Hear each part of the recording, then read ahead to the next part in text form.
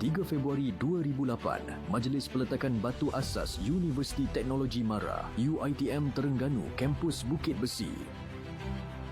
Pada hari ini dalam tahun 2008, Majlis Peletakan Batu Asas Universiti Teknologi MARA UiTM Terengganu Kampus Bukit Besi disempurnakan oleh Yang Amat Berhormat Datuk Seri Abdullah bin Haji Ahmad Badawi, Perdana Menteri di Dungun, Terengganu.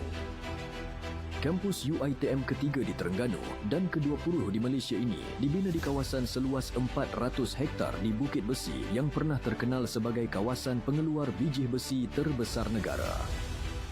Oleh hal yang demikian, UiTM Kampus Bukit Besi dijadikan pusat kejuruteraan gas dan petroleum selaras dengan status negeri Terengganu sebagai negeri yang kaya dengan bahan mentah tersebut. Kampus ini menawarkan 3 program pengajian iaitu Diploma Kejuruteraan Kimia, Diploma Kejuruteraan Mekanikal, Diploma Industri Higien dan Teknologi Keselamatan dan Pra-Diploma Sains (PPT).